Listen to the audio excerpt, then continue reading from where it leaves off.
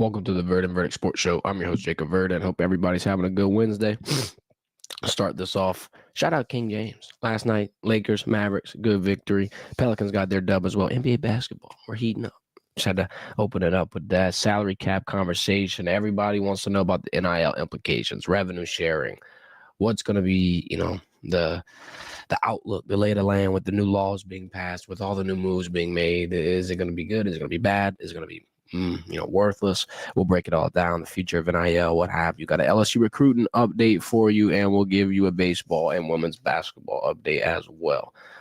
Got any comments? As per usual, drop them in the chat. We'll get to them throughout the stream. Hit the thumbs up, hit subscribe, make sure that you are updated, and never missing another stream. Spring practice, I believe we got 2 weeks. March 12th is going to be the first opportunity. I'm going to beat the dead horse every damn time I hop on here. Don't miss out on it. Hit the notification bell. Got the highlights coming, live breakdown, film review, whole 9 yards. We're getting active. We're getting after it. Spring football finally starting. Pretty much football season's back. I hate to say it, but you're sitting in March. If you're back at spring ball, if you're back at the football ops, it might as well be Saturday night. That's how I feel. Let's talk about the salary cap situation. Let me break it down for you. Let me explain to you the implications of this, what it means exactly, and how LSU can kind of potentially play this into their advantage. So first things first, revenue share. Each athletic department across the Power 5 level, and you can't opt in if you're not a Power 5 school, but every Power 5 is mandated to give 22% of their annual revenue to their athletic department, specifically their athletes. That goes out to about $20 to $22 million these next few years. It's important to note, though, as the revenue grows, as the revenue rises, so will the salary cap percentage. It'll be similar to pro sports. It'll continue to raise. I think its highest percentage it's slated to get to is around 30%, which would be roughly, 30 to 40 million. So, I mean, the pot's going to keep growing. What exactly is revenue share, though? If you had to ask me, revenue share is pretty much another option to allow schools to incentivize playing there, right? You got your external NIL deals. Obviously, you got your branding, you got your success, you got all these other things. Now schools are going to be able to cut some cheddar and pay you as a W-9 employee. Here's my thing with it. Like, it sounds fundamentally like the salary cap is going to prevent schools from overpaying and pretty much throwing the house in the bag at a player. I'm here to tell you those worries are not gone. That's still going to be prevalent in today's NIL society because it's still the biggest bag wins at the end of the day. I mean, if you're a team like Oregon with all that Nike money, you're a team like Texas that's able to, scrape some shit together, you're still going to be dominant. You're still going to have your guys. You're still going to get your Jimmies and Joes. External NIL deals do not count towards this cap. The only thing that counts towards this cap is what the school gives the athletes. So if, Nike comes down and cuts a fat check for somebody, Oregon's not going to have to report that. Matter of fact, it's going to get even more grimy because there's only a few states that are introducing this bill into their legal systems. Louisiana's joining it, though. Right now, you got Georgia, Alabama, and Illinois, but the bill is looking to mitigate the state income tax for NIL. It'll be a huge recruiting advantage. All your players, they're getting the big bucks, they're getting the big contracts, but they won't even have to pay income tax on it. That's a 3% tax deduction. And like I said, this shows that LSU is at least going towards the player innovation side. They're trying to, be the player's advocate, keep as much money in their pockets as possible. And if you're one of 4 out of 50 states in this nation to do it, you're in the top 5 off rip on a pretty competitive advantage because no kid's going to want to pay taxes when they don't have to. Now, 3% might not be the biggest break in the world, but it starts, and it's just showing, that they're in their corner at least. It's all about optics here, I think, in this instance. Now, as far as the NIL deals, there will be kind of a little process to it, to reporting them, to making sure that they're still, they have some type of backing to it. They're not just getting paid to play. They're not doing nothing pretty much. They're still going to be doing something for companies. There'll be a clearinghouse agency that reviews the contracts. Anything over $600 will be put into this system. It's an external agency trying to just keep things honest. You know what I'm saying? I think that the soonest you could see this get implemented in college football would be this season, this academic year. The next hearing is going to be April 7th, and they're going to try to roll this thing out this summer if everything goes, if nothing gets stalled. And it looks like the final hearing is coming up and could be wrapped up. The only note that I do want to say about this revenue share program that I did find interesting, besides the state income tax aspect, which I think, like I said, that's a huge recruiting advantage. Whether or not you agree with it is one thing, but it's definitely going to point towards kids being more reluctant, or more, open to taking money from a school that's going to probably try to keep that money with them and keep their best interests in mind. I will say, though, Title IX, it will kind of play into this a little bit because now you're sharing revenue amongst all sports. It's not specifically football or baseball or basketball or what have you. It's just the athletic department. So naturally, football and those other bigger sports are going to get the lion's share of it, but there will be a portion that has to get divvied up amongst your smaller sports or your women's sports. There's going to be a definite sizable chunk that I think will be introduced to them. So it's not all going to be 100% football. I didn't want to point that out, but there's going to be some changes. There's going to be some fallout a little bit. And I'm going to be here to break it down for you. So first two things, I got a graphic up on your screen. You're probably wondering, what the hell is this graphic? This is potentially the future of LSU sports. And it could take, as long as 2029, it could take a few more years. But with them needing more money, with them having to pay more players, they're going to have to get more advertising.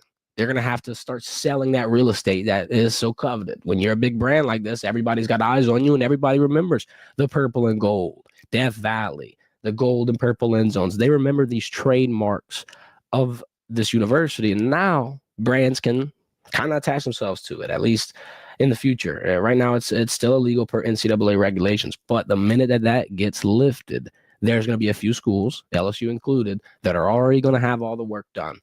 They're already going to be ready to slap that button. And when the green light hits, you got Coca-Cola Tiger Stadium or what have you, Canes. It's going to be an interesting fallout to see what happens. But I think network and broadcast deals will more than likely change and sway a little bit as well to try to compensate for this. You're going to keep seeing them increase in value and maybe, even get more regulations and more, specifications. In terms of the jersey patches, though, I was kind of talking about this with somebody in terms of the NBA and what they do.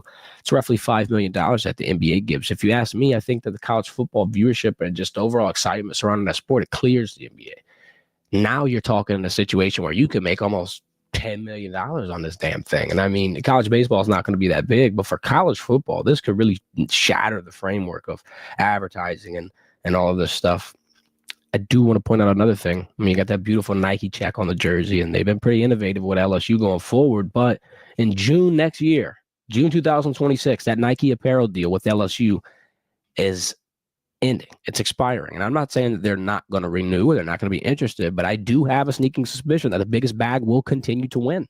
It's all about dollars at this point, and I don't think you're theoretically tied to an apparel brand just because of how long you've been with them. Now, they do make great products, and I'm sure that it'd be in their best interest to be the biggest bidder. But there's a lot of things hanging in the balance here in terms of NIL, in terms of getting money, in terms of trying to, provide financial value to players to play at your university. The naming rights aspect, too. I mean, I don't know if it will be directly Tiger Stadium given naming rights, if it'll just be logo placements on the field or at the baseball field as well. But there's a lot of things getting talked about into this, and wouldn't be surprised to see it. Like I said, give it a couple seasons. I mean, Tiger Stadium's going to have a name. They've got some stadiums that are in college football being used right now that are named after companies. I mean, it's going to be on the horizon here shortly. And, I mean, drop your comments on how you feel about it. Is it good? Is it bad? Will it help the sport? I feel like you're definitely walking into this regardless. I mean, you can only pay so many players $12 million before the schools have to start figuring out how they're going to keep their financial budgets afloat, because that's the bottom line that you're going to have to keep financially, regardless of how much you're paying a player, because I don't think they're going to be making you exponentially greater money. I don't think just because Bryce Underwood got that $12 million deal that he's instantly going to put out double the value for his school. I think, unfortunately, some of these contracts, you're just going to have to swallow it and take the hit just because you needed to get him to the school. This is where that kind of alleviates that pain. Now the athletic department or the school doesn't have to go scratching their head finding millions and millions and millions of dollars. Now you can just get a little advertising deal, throw a little patch on a jersey, iron that thing on, get you a couple $1 million and buy a couple players. Definitely going to be a more profitable sector of college football for sure. Let's talk about recruiting real quick. I got two names that I want to dangle in front of these LSU fans real quick. One of them is Bo Bentley. We talked about him the other day. And look, I know we got the transfer portal quarterback in Michael Van Buren. So when I say this, it's not ignoring him or in slight.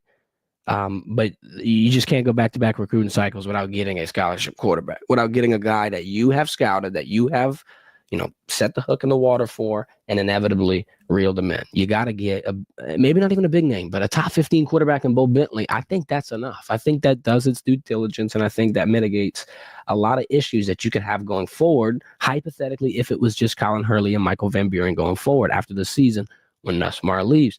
You just put Juwan Johnson at quarterback 3, guys. And I'm not saying Juwan Johnson's not a great player. He's a great player. He's got records as a quarterback in Louisiana high school level. I'm just saying the fact of the matter is there's obviously a quarterback depth issue. There's obviously a concern. And I think with that concern, you're going to have to kind of get motivated a little bit to go get a guy like this. He'll be on campus, I believe, second week of March, right around when we're going to be starting that spring coverage. Bill Bentley will be on campus. He's got a lot of people giving him attention, though. I ain't going to lie. This ain't going to be an easy race. You got Georgia Tech, Florida State, then you got Ohio State and Oklahoma. That's a couple of big fish in that pond. A couple of big checks that he's going to have to sniff out. Now, I do think LSU's in a unique situation. If Garrett Nussmeier does what everybody's expecting him to do, I mean, I'd love to see it happen, but you don't even have to win the Heisman. Be a finalist. Be in the conversation.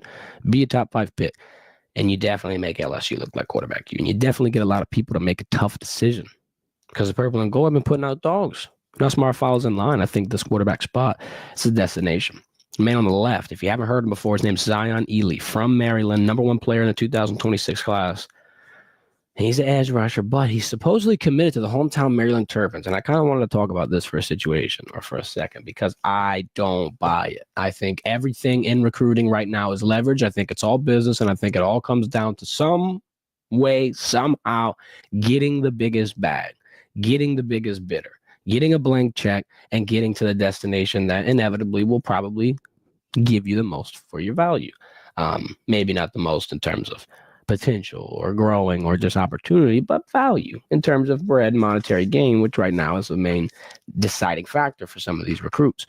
In Zion's case, he could be a hometown hero. He could just want to be a Terrapin for life, right? But I just feel like it makes a lot of sense where, one, you wouldn't, as a Maryland Terrapin on that coaching staff, get at ease right now, because you've got a lot of time and a lot of space between where you're at now and where that finish line is. A lot of calls can be made. A lot of visits can be had. You can go ask a couple of universities, LSU being one of them. Go ask them about the Bryce Underwood situation. It ain't over till it's over, especially with the attention that this guy's garnering and with the overall talent that he has. He's going to be a top prospect, and I am not going to be surprised if he flips last second. I thought this was interesting, talking about him retaining his commitment, and the first thing that I thought, business. As the recruiting world that we're in, I'd expect a flip to come here very shortly. Let's talk LSU baseball real quick. Let's recap what happened against Nichols. Another 10-run rule game stopped in the 7th inning. They won 13-3. LSU improved to 7-1 on the year. Shout out Stephen Milam again. Had a career high 5 RBIs. Had a 3-run homer. Jared Jones also got active on the yard ball. Solo home run. And he had 3 ribbies on the whole entire game. Bats are hot right now. LSU is playing really good offensively. I believe Dallas Baptist is number 18 in the country, 6-1. They're playing tonight at 7 o'clock in Dallas. First time they've ever played a baseball game together. Your pitcher matchup will be LSU junior Connor Ware versus Dallas Baptist junior Ryan Borberg. Jay Johnson look, now, this might worry some people, but I like this. He said that this matchup's going to test them in a super regional sense. And he just kind of talked about DBU being well coached and how this team is one of your better schools in that regard, in this frame.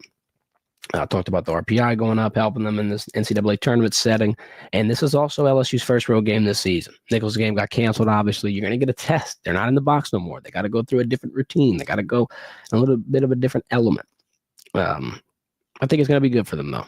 I think that this could be a situation where you see them turn a corner and potentially become the number 1 best team in baseball, because Texas A&M is losing that damn number 1 bill. I'm sorry. They lost 2 games.